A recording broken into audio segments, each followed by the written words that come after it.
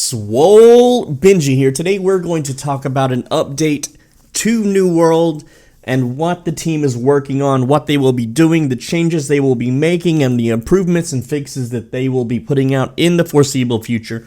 Hopefully all of this goes live this November, but who knows? I'm not a developer. I don't work with the team. I don't have like a direct line to any of the developers or any of that stuff. I'm just piecing together every little bit of information I can from scouring the New World forums, their discords, and other things of that manner. The background footage is a Merc Guard run. This is a level 65 area of the game that players go to kill monsters, to get loot, and to get elite chests. Alright, let's get right into it. So the first thing is character transfers.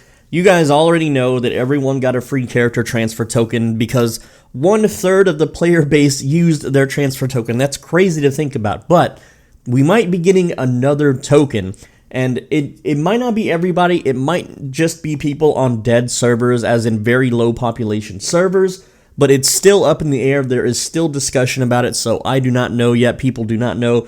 This one is still kind of a mystery, but they won't be merging servers till December, so we're not going to see any merges yet. Now, on the flip side, there are full servers with a queue, mostly Valhalla, Olympus, things like that, and what they're going to do is give those servers a 24-hour notice before they close them down from having new characters be able to be created. So, for those that don't know, in the early launch days, there was a lot of servers that filled up and had a queue time, and what they did was they disabled the ability for new players to create characters on those servers, which means they had to create a character on a separate server and then level it up and then transfer later once the server stabilized. But now they are going to give a 24-hour warning before they do any kind of stuff like that again, because it pissed a lot of people off. Now, a lot of people worry about the economy because a lot of people have hit level 60 and they realize that they aren't making as much coin as they did while leveling. So, in the early game while you're doing quests, which I don't do quests, I never did the quests, I still have all the quests in the game to do. Levels 1 to 35, you make a lot of gold from the main story quest, you make a lot of gold or coin, I call it coin because that's what the game calls it, from doing just the side quests, alright? But at level 60, a lot of these players have run out of these quests, they're not doing any kind of dailies, they're not doing their faction dailies, and so they don't know that the basis of MMOs like this, or like Arcade or Albion Online, for example, is you gotta go out and gather a ton of resources and then sell the resources at a low cost to have your daily flow of coin. But a lot of these players, they just play World of Warcraft and crap like that, and they just don't understand that that's how you make coin.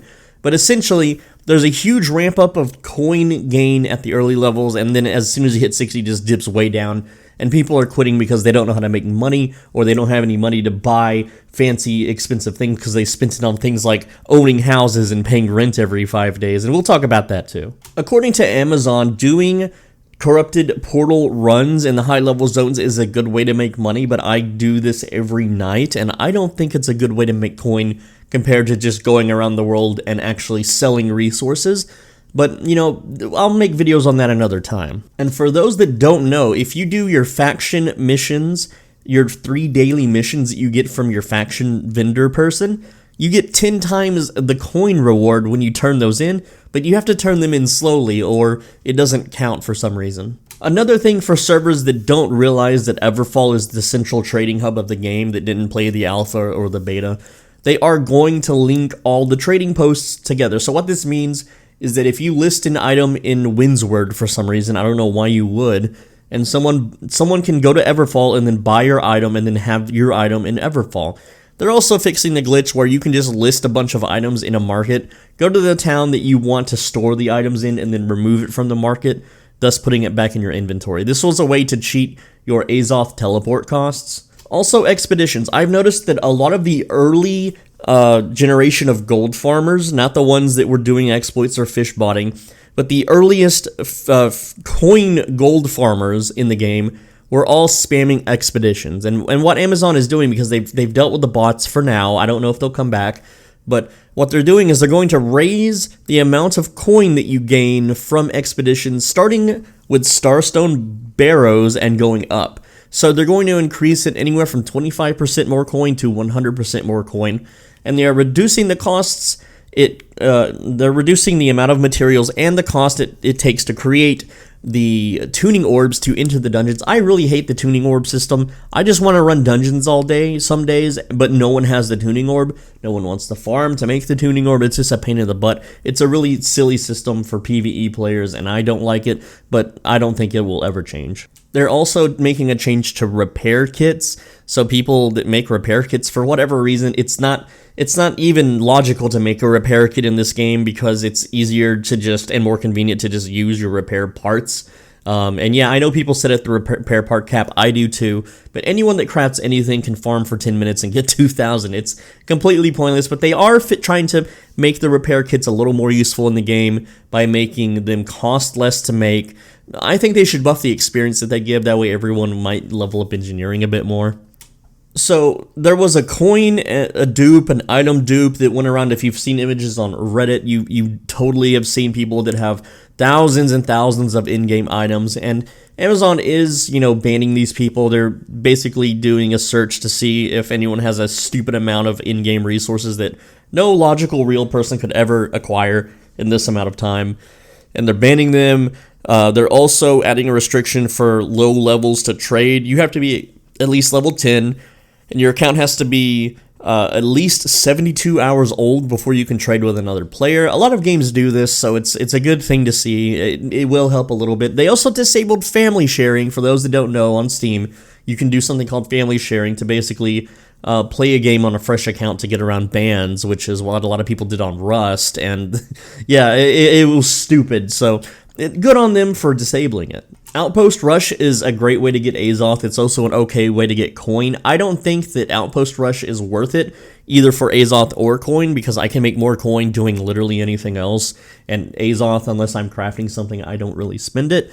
But that's just me, okay?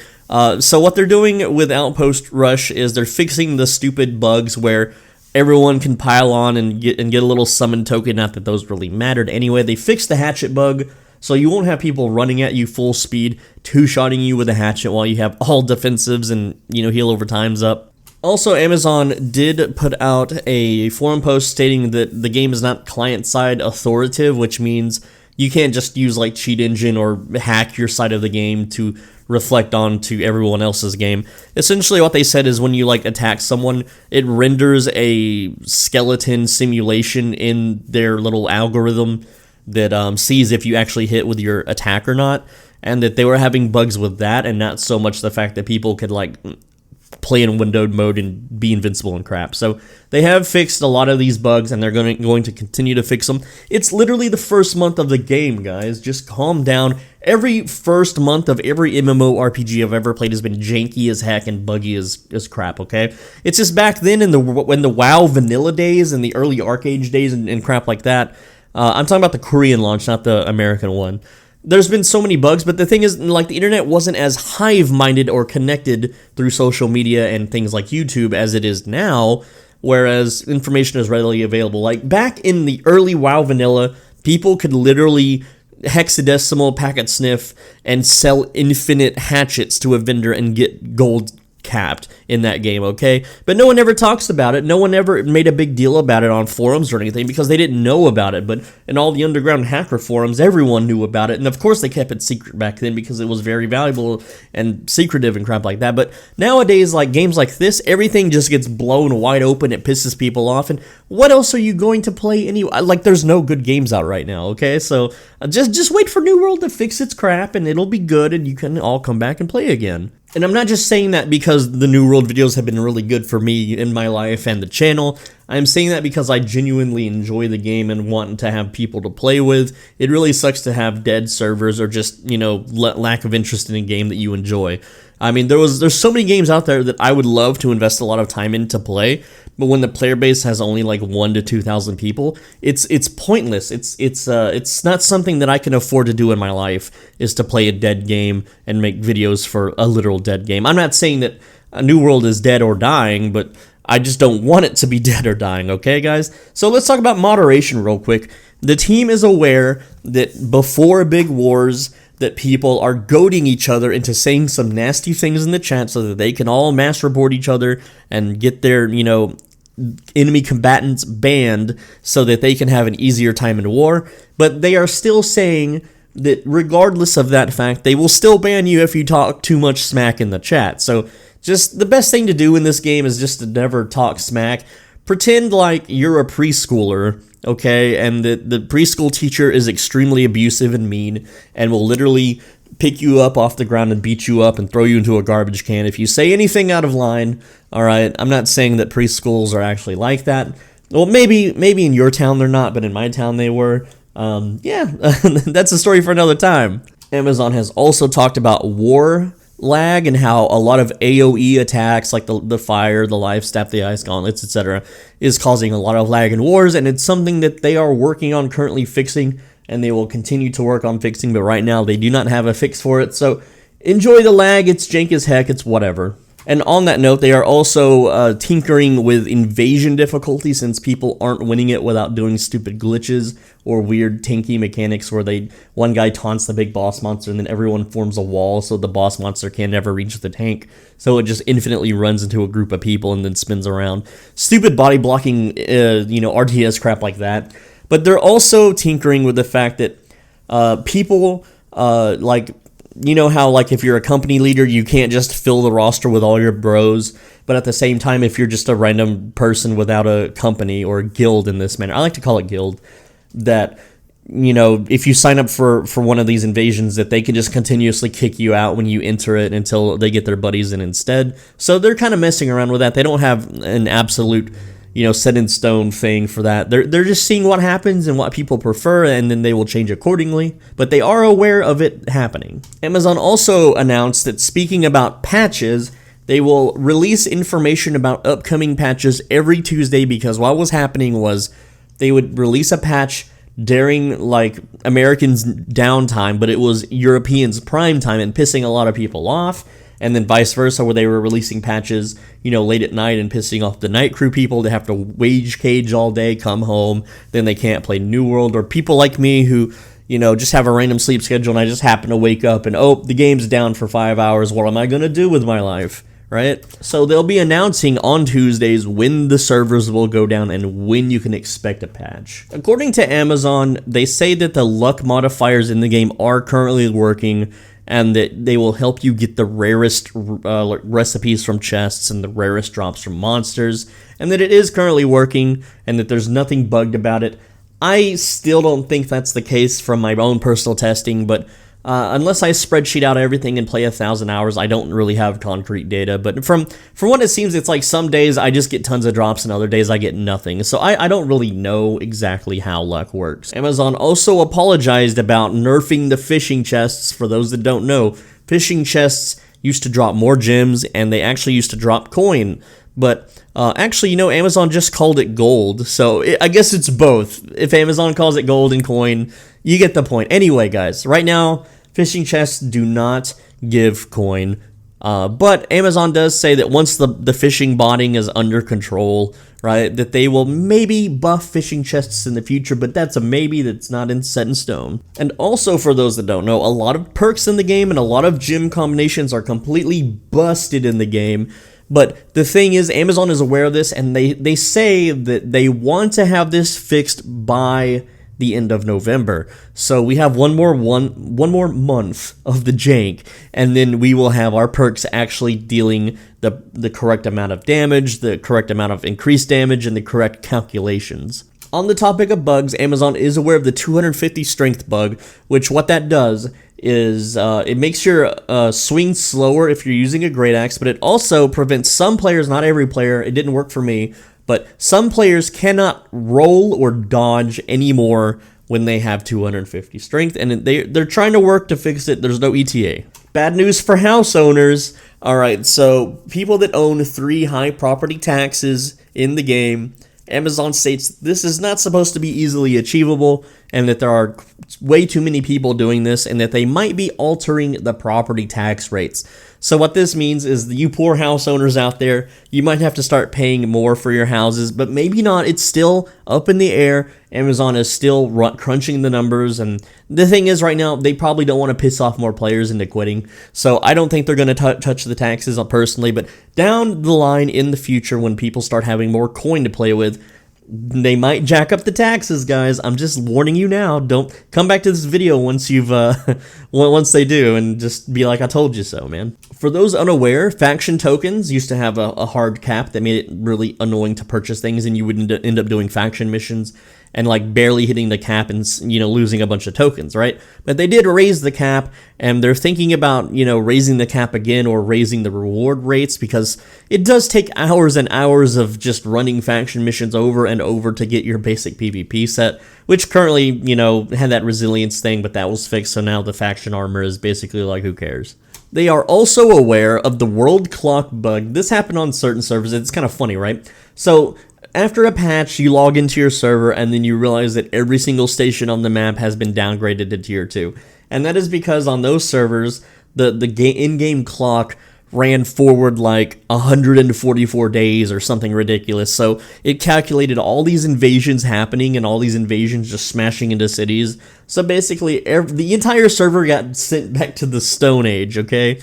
Back to the Dark Ages even. And they're aware that this is happening, and they're going to continue monitoring the situation, but they haven't said that they're going to fix it or roll any of that back or give anyone their upgrades back. So it really sucks for those servers that happened to, but I think the game is more fun playing in the Dark Ages. Currently my server is going through a Dark Age because there's not enough people to even like buy things or pay taxes to even supplement the cities to be able to afford the upkeep. For those that don't know, when you own a town, you have to pay upkeep, and like Everfall costs 100,000 coins every like 3 or 4 days for the upkeep. And if you don't pay the upkeep, then the buildings start downgrading, and then when you lose the invasion, the buildings start downgrading. So right now, my server is just crumbling to dust because everyone fled from us. I think it's hilarious.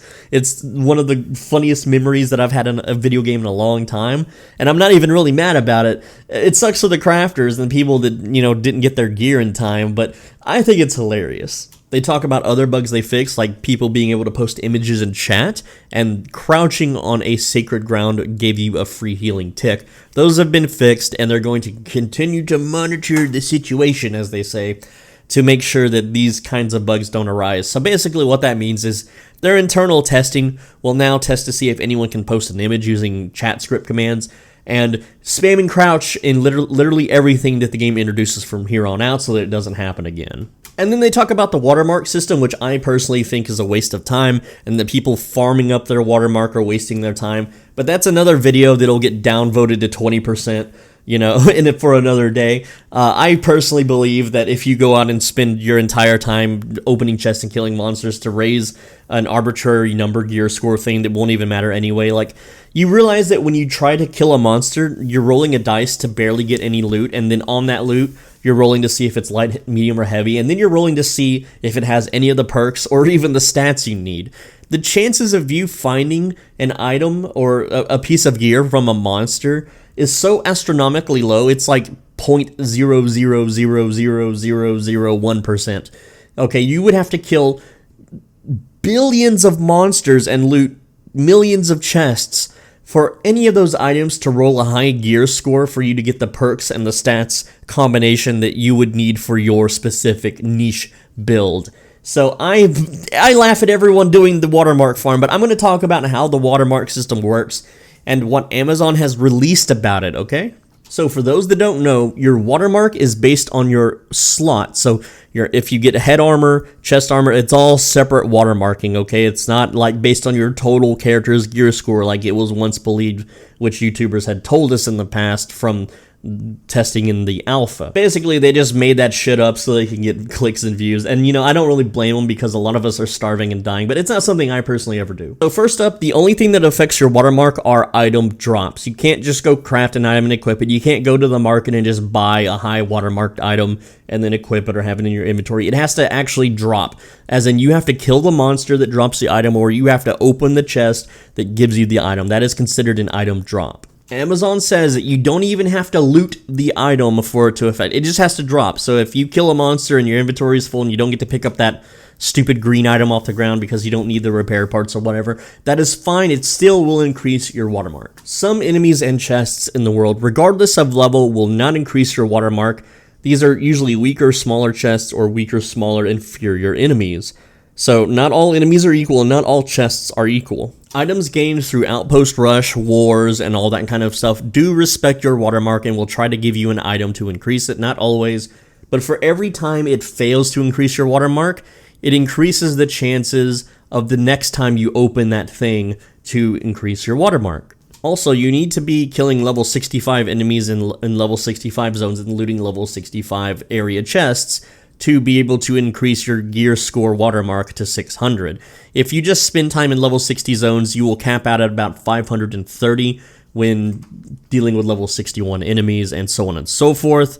It does scale up, so you do need to eventually go to the level 65 mobs. And the same as event chests, defeating enemies, if it does not raise your watermark, it will give you a higher % chance to raise your watermark the next time that you kill something or loot something. Interesting enough, Amazon has stated that the larger groups that you travel with, the lower the chance for you to have an item drop. I did not know this. I thought that it was like the lootable chest. Like if you have 100 people in a raid, which there is no raids, it's all just 5-man parties coordinating on Discord. But if you have 100 people and you all loot the same elite boss chest, you all get a similar amount of loot, and that's true. But if you have those 100 people all somehow do 15% within their parties of the boss's life so that they all get a chance to drop the loot, there will be less loot to go around. I did not know this, and that is actually the case. It has been confirmed by Amazon on the forums that the larger your groups are, the less loot you will get from killing mobs. Amazon also recommends that you do Garden of Genesis and Lazarus